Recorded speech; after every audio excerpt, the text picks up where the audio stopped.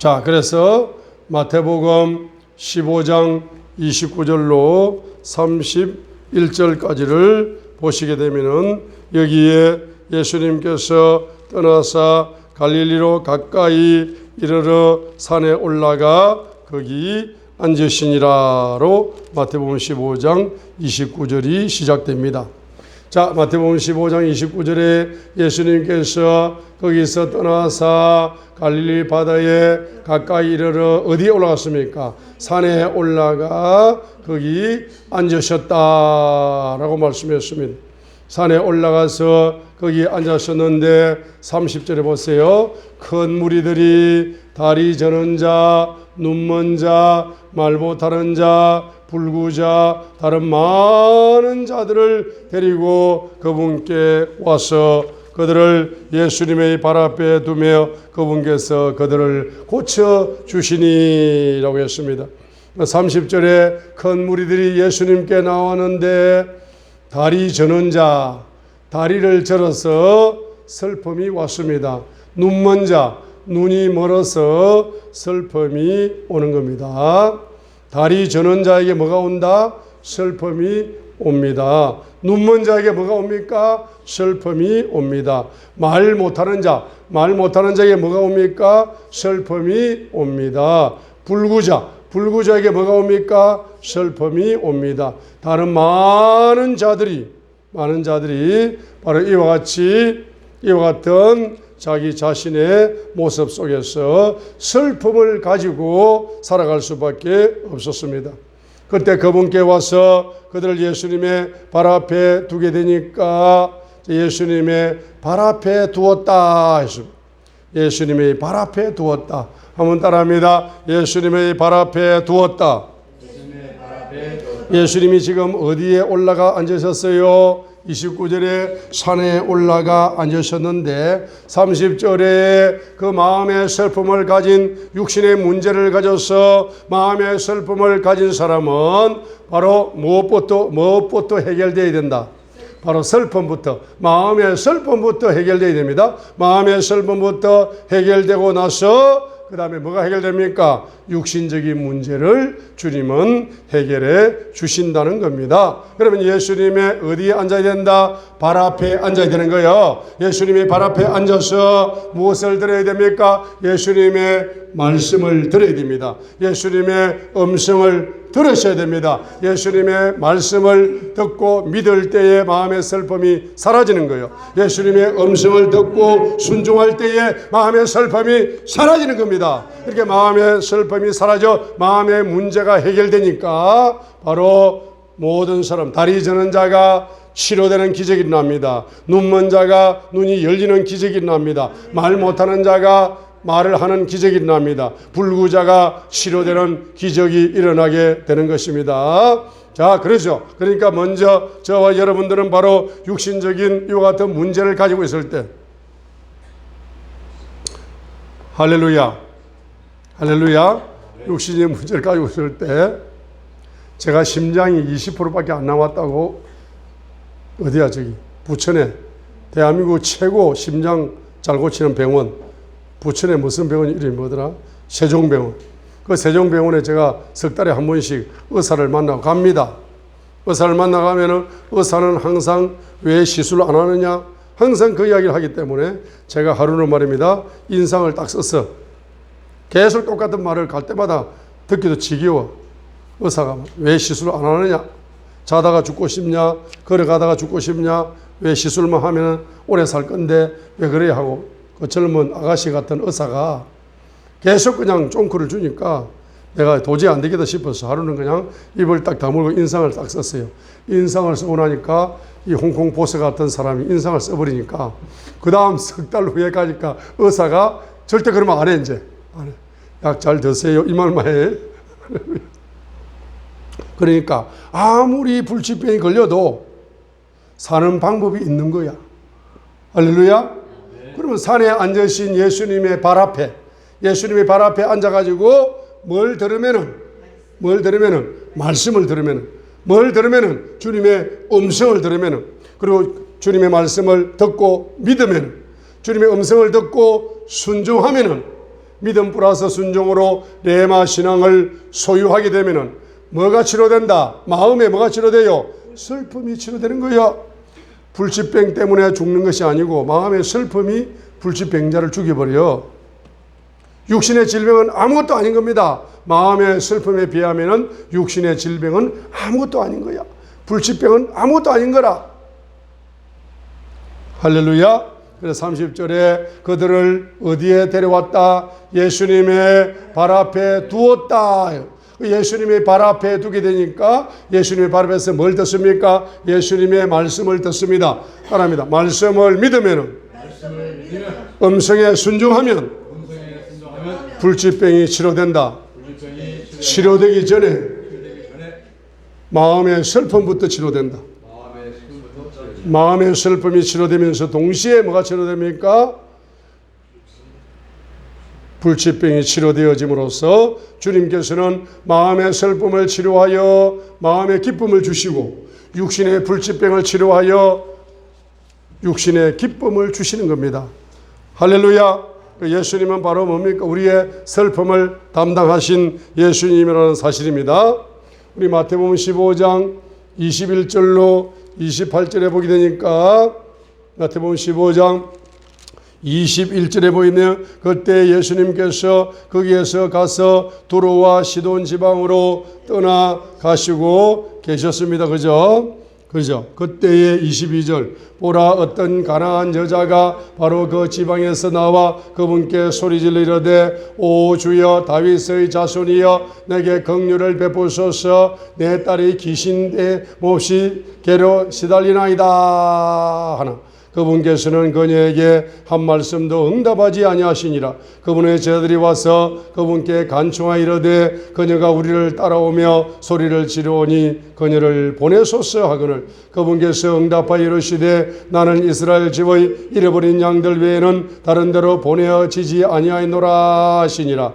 그때 그녀가 와서 그분께 경배하며 이르되 주여 나를 도우소서 하나 그분께서 응답하여 이르시되 자녀들의 빵을 집어 개들에게 던지는 것이 마땅치 아니하니라 하시며 그녀가 이르되 주여 참으로 옳소이다마는 개들도 자기 주인의 산에서 떨어지는 빵 부스러기를 먹나이다 하니 이에 예수님께서 그녀에게 응답하여 이르시되 오 여자여 내 믿음이 크도다 내가 원하는 대로 그 일이 내게 이루어질지어다 하신즉 바로 그 시각부터 그녀의 딸이 온전하게 되니라. 아멘. 마태복음 15장 21절로 28절에 여기에 놓이는 22절에 놓오는 어떤 가나안 여자 하나가 말입니다. 자기 딸이 귀신이 들렸어요. 그래서 여러분의 가족 중에서 혹시 말입니다. 여러분의 아들, 딸 중에서 귀신이 들린 사람이 한 사람이라도 있으면은 그 가정에는 그 귀신을 통해서 뭐가 찾아온다? 슬픔이 찾아올 수밖에 없는 겁니다. 우울증이 찾아올 수밖에 없는 것입니다. 자녀에게 있는 이 귀신. 따라합니다. 자녀를 괴롭히는 귀신. 자녀를 불신앙에 빠지게 만드는 귀신. 자녀들을 예배드리지 못하게 만드는 귀신. 자녀들을 기도하게 못하게 만드는 귀신.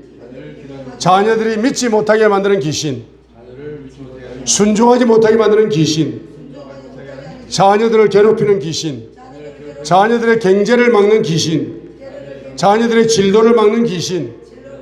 이러한 말입니다. 자녀들이 말이에요. 귀신의 공격을 받아서 그 자녀가 말입니다. 인생을 슬프게 살 수밖에 없는 겁니다.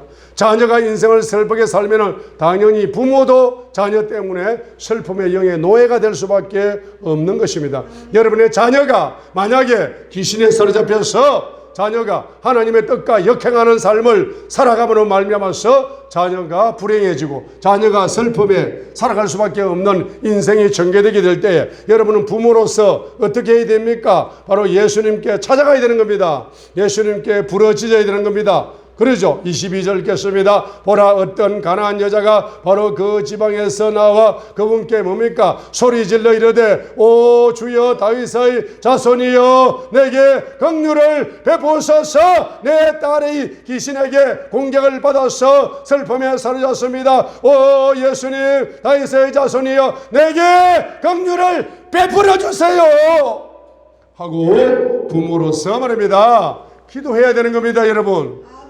할렐루야. 자녀가 귀신에 사로잡혀도 기도할 줄 모르는 부모가 있으면 됩니까? 안 됩니까? 안 된다 이 말입니다. 자녀가 귀신에게 괴로움을 당하여 인생이 슬퍼질 수밖에 없는 하나님의 뜻과 역행하는 그와 같은 불신앙의 삶을 살아가게 될 때 여러분은 부모로서 마태복음 15장 22절처럼 어떻게 됩니까? 이 가난한 여자가 말입니다. 불신앙의 족보를 가진 여자입니다. 불신앙의 족보를 가지고 있는 여자임에도 불구하고 이 여자가 예수님을 부를 때 믿음으로 부르는 겁니다. 다윗의 자손이여 내게 긍휼을 베푸소서, 내 기도에 응답해 주소서, 내 딸 속에 슬픔을 가져오는 귀신을 뿌리 뽑아 주세요 라고 예수님께 말합니다. 여러분은 기도하면서 나아가야 될 줄 믿습니다. 그런데 23절에 응답이 오지 않습니다. 응답이 오지 않아요. 응답이 오지 않게 될 때에 24절에서 주님께서 말씀으로 응답을 주셨지만은 그에게 응답이 오지 않았습니다. 응답이 오지 않게 되니까 25절에 그때 그녀가 와서 그분께 뭐합니까? 경배한다 이 말입니다. 따라합니다. 예수님을 만왕의 왕으로 믿습니다. 찬양합니다. 예수님은 만왕의 왕이시기 때문에 예수님 말씀 한마디면은 내 딸 속에 있는 슬픔을 주는 귀신을 뽑아낼 줄 믿습니다. 예배 드리지 못하게 만드는 이 귀신을 뽑아낼 줄 믿습니다. 기도하지 못하게 만드는 이 귀신을 뽑아내 줄 믿습니다. 주님 말씀 한마디면은 통치의 기적이 나타날 줄 믿습니다. 하는 표현이 바로 25절입니다. 그때 그녀가 와서 그분께 경배하며 이르되, 경배한다는 것이 뭡니까? 예수님을 누구로 경배한다? 만왕의 왕으로 믿습니다. 만왕의 왕으로 찬양합니다. 내 딸 속에 있는, 내 자녀 속에 있는 이 귀신 정도야 그냥 주님 말씀 한마디만 하면 확 뽑히는 역사가 나타날 줄 믿습니다 하고 예수님을 만왕의 왕으로 경배하면서 주여 나를 도와주소서라고 기도했다는 사실입니다. 그러죠. 그런데 26절과 27절에 다시 한번 기도 응답을 받지 못합니다. 다시 한번 거절을 당합니다.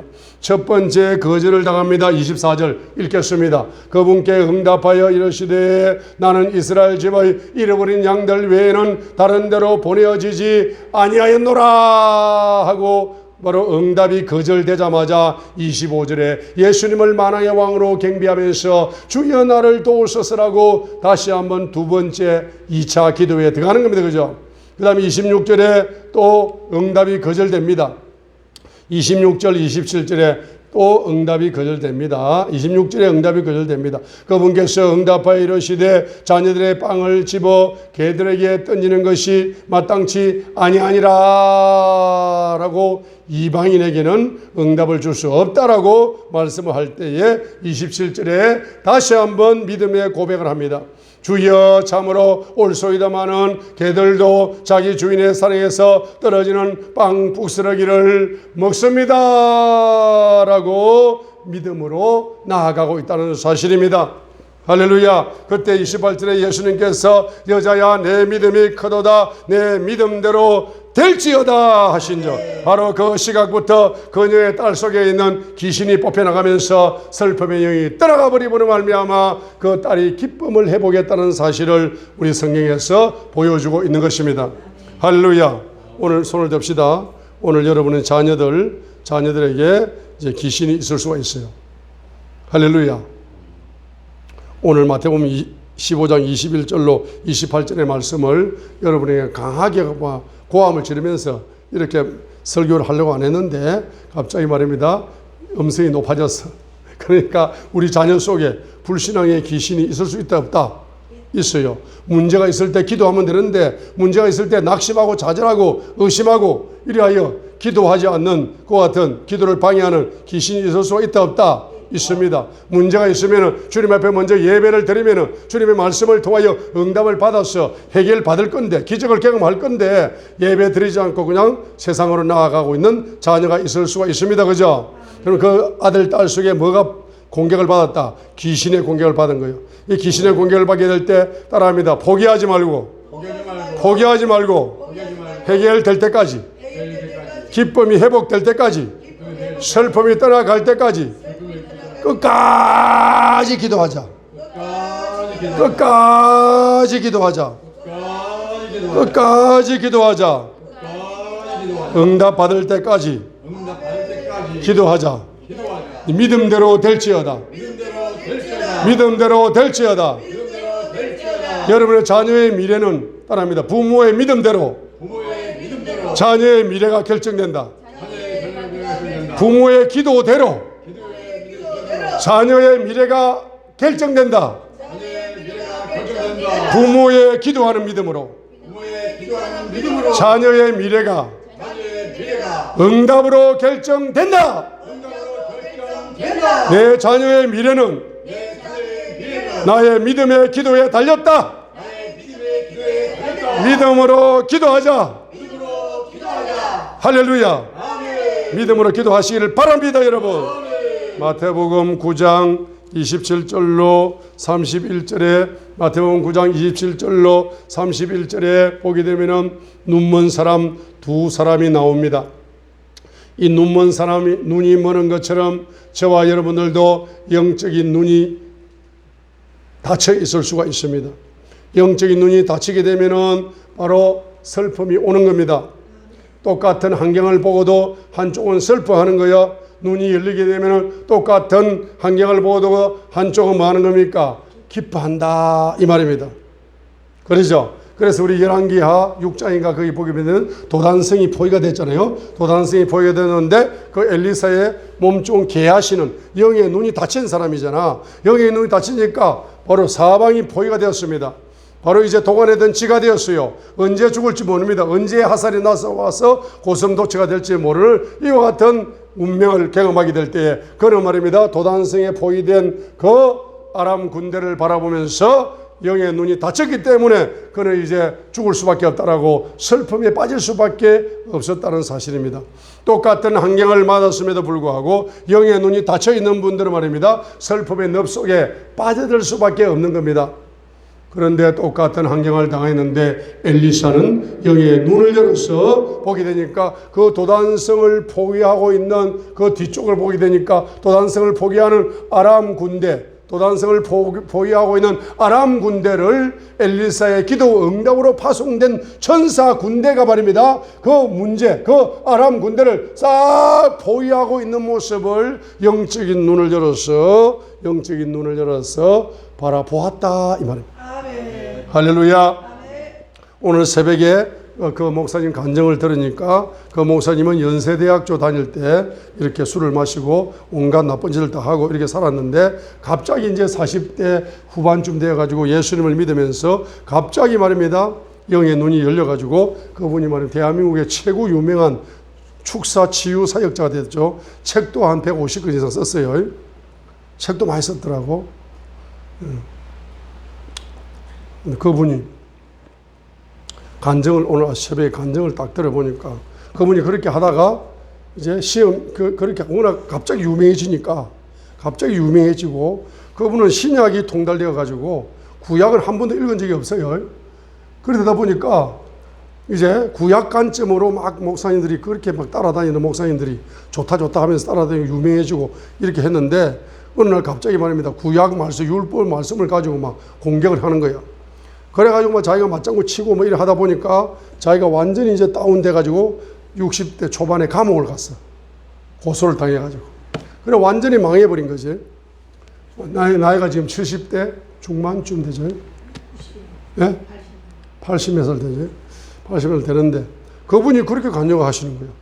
내가 45세 때 그때 예수님을 갑자기 믿어가지고 갑자기 영의 눈이 열려가지고 책을 150권 쓸 정도로 대한민국 최고의 축사 사역자, 치유 사역자 이렇게 쓰임받고 모든 목사님들이 목사님 하면서 자기를 존경하고 뭐 이렇게 했는데 어느 날 갑자기 뭐 구약 성경 자기는 한 번도 구약을 읽어본 적이 없어. 그래 구약에 뭐가 있는지도 모르는데 구약 성경을 가지고 막 갑자기 말씀을 가지고 막 공격을 하니까 자기가 화가 나가지고 막 대꾸하다 보니까 고소를 당해가지고 결론적으로 말입니다. 사람들 다 흩어져 버리고 자기는 망해버리고 감옥까지 가게 되고 그래가지고 저희 감옥 몇 년 갔다 왔잖아. 지금 나이가 이제 80몇 살 돼가지고 그분이 뭐라고 이야기하느냐 하니까 그때 세상 사람들은 나를 망했다고 말하고 있다. 내가 망했겠냐? 세상 사람들이 해석을 하기를 누구누구 목사님은 대한민국 최고 유명한 축사사역자, 신육사역자, 갑자기 유명해져가지고 갑자기 뭐 목사님 수천 명이 모여드는 이런 목사가 하루아침에 감옥 가버렸다. 이러니까 자기를 알고 있는 모든 목사님들이 뭐라고 이야기하나, 그 목사가 망했다, 잘못됐다 하면서 욕을 하고 저주를 퍼붓고 비난을 하고 있다. 내 나이가 지금, 내가 20년 전에 감옥 갔다 왔는데 내 나이가 지금 80대 한 중반이 돼가지만은 내가 지금도 내가 성경을 가르치고 있다. 그때 나를 비방했던 목사들 다 거의 다 죽었다. 나는 살아있다. 근데 하나님께서 나에게 새로운 눈을 열어주셨다. 성경을 해석할 수 있는 새로운 눈을 열어주셔가지고 내가 이 성경의 해석법을 내가 지금도 내가 86세가 다 되지만 가르치고 있다. 나는 성공했다. 내가 내 자신을 성령의 관점으로 해석을 하니까 하나님의 새로운 분야의 눈을 열어가지고 성경을 해석하는 법을 가르칠 수 있는 교수로 만들었다. 그러나 나를 알고 있는 모든 목사들은 다 그 목사 잘못됐고 뭐 망했고 이렇게 이야기합니다. 그러나 그 사람은 나를 그렇게 해석하지만 나는 하나님 안에서 나를 그렇게 해석하지 않는다. 인생은 어떻게 해석하느냐, 믿음에 따라 달라진다. 이렇게 간증을 하시는 거야. 그 간증을 듣는 순간 말입니다. 제가 막 날개가 팍 돋아나는 것처럼 너무 막 기쁨이 충만해져 버렸어요. 할렐루야. 자, 인생을 요셉이가 망했다. 요셉이 뭐 하나님의 꿈을 받았다, 큰 소리 치다가 망했다, 감옥 갔다, 재수가 되었다. 요셉이가 망한다고 이야기하지만 하나님 나를 망하게 하지 않았다. 창세기 45장 1절로 8절에 보게 되면 하나님께서 나를 만민의 구원자로 만드시기 위하여 훈련시키는 훈련 코스 하나 감옥 갔다 온 거야. 훈련 코스로 나 요셉이 감옥 갔다 온 거야. 훈련 코스로 나 오해받아서 감옥까지 가고, 훈련 코스로 내가 노예 생활도 하고, 훈련 코스로 내가 이렇게 살은 거지. 남들은 다 나를 망했다, 뭐 했다 하고 비난하고 안 좋게 나 전화해도 받지도 않고 뭐 이러지만은 내가 기도하면서 하나님이 관점을 볼 때에 하나님은 나를 만민의 구원자로 만들었어. 이렇게 주님은 크게 말년에 쓰시려고 나를 훈련시켰다. 이렇게 영적인 관점으로 해석을 했다 이 말입니다. 할렐루야. 그러니까 눈이 멀게 되면은 해석이 말입니다. 눈먼 쪽으로 해석이 되는 거야. 눈이 열리게 되면은 눈이 열리는 쪽으로 해석이 되는 겁니다. 여러분이 인생을 눈이 멀어서 캄캄한 쪽으로 해석을 하면은 슬픔에 빠질 수밖에 없어요. 그러나 여러분 눈이 열려서 빛으로 해석을 하라 말입니다. 주님의 뜻으로 해석을 하라 말입니다. 구원의 관점으로 해석을 하라 말입니다. 훈련의 관점으로 해석을 하시라 말입니다. 그렇게 하게 되면 여러분은 점점 밝은 쪽으로 여러분이 쓰임받음으로 말미암아 여러분에게 뭡니까? 기쁨이 충만한 하나님의 사람으로 쓰임받게 될 줄 믿습니다. 할렐루야. 우리 누가복음 8장도 한번 보겠습니다. 요 여자가 말입니다. 12년 동안이나 문제가 해결 안 된 거야. 12년을. 1년, 2년도 아니에요. 몇 년을? 12년을. 누가복음 8장 43절로 48절을 보세요. 이 여자가 43절에 보니까 12년 동안이나 불치병에 걸려 있었어요. 이 불치병 한번 고쳐보려고 누가복음 8장 43절 보세요. 12해를 헬류증이 있어 의사들에게 자기의 모든 살림을 허비하였으되 아무에게서도 고침을 받지 못한 여자가, 이 43절을 보세요. 이 43절 12년 동안 이 여자의 목표는 뭡니까? 불치병을 고치는 게 자기 인생의 최고의 꿈이야. 43절 보세요. 불치병을 고치기 위해 가지고 자기는 있는 재산 없는 재산 의사들에게 다 갖다 바쳤어. 그런데도 고침을 받았다 못 받았다? 고침을 못 받은 겁니다. 그럼 고침을 12년 동안이나 노력했는데 그 노력의 열매가 아무것도 없으니까 이 여자는 슬퍼할 수밖에 없습니다. 43절은 슬픔의 상태입니다. 그죠? 그런데 44절에서는 뭡니까? 이 여자가 믿음을 가진 거예요. 그분의 뒤로 와서 그분의 옷자락에 손을 대니 즉시 그녀에게서 피 나오는 것이 멎으니라 하니까 43절에서는 이 헬류증 불치병의 근원이 말라버리고 불치병에서 치료되는 역사가 나타났다는 것입니다. 자, 12년 동안 한번 따라합니다. 12년 동안 꿈을 가지고 노력했는데 아무 열매도 없다. 포기하지 않는다. 자, 그러나 포기하지 않는다. 그러나 포기하지 않으면은 믿음이 온다.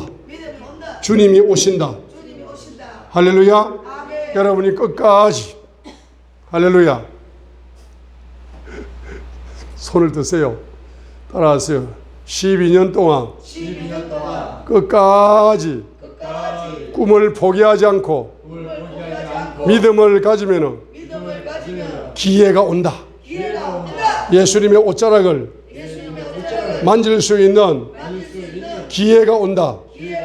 주님의 임재가 부어지는 영적인 기회가 온다. 영적인 기회를 붙잡으세요. 슬픔이 뭐로 바뀐다? 기쁨으로 바뀌는 역사가 나타날 줄 믿습니다. 할렐루야. 누가복음 7장 11절과 12절에도 여기에 가부가 나와. 가부가 누가복음 7장 11절과 17절에 가부가 나옵니다. 누가복음 7장 11절과 17절에 가부가 나옵니다. 누가복음 7장 11절과 17절에 누가 나와요? 가부가 나와요. 가부가 나옵니다. 그런데 이제 가부는 남편을 의지할 수 있다 없다? 남편이 죽어버렸어.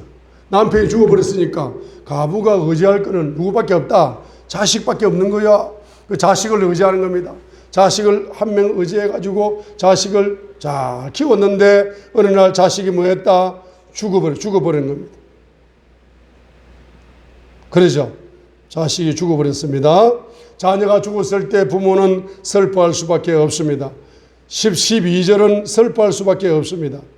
그런데 14절과 15절에서는 자녀가 살아나는 기쁨이 열린 것입니다. 자녀가 살아나는 기쁨이 열린 것입니다. 자, 예수님께서는 바로 11절 보세요. 그날 뒤에 그분께서 나인이라 하는 도시로 들어가시니, 그 도시의 12절로 13절에 보니까 그 나인이란 뜻이 뭔 뜻입니까? 기쁨이란 뜻입니다. 나인 시티가 기쁨의 도시라는 뜻입니다. 이 기쁨의 도시에 자부의 외아들이 죽어버렸어요. 12절.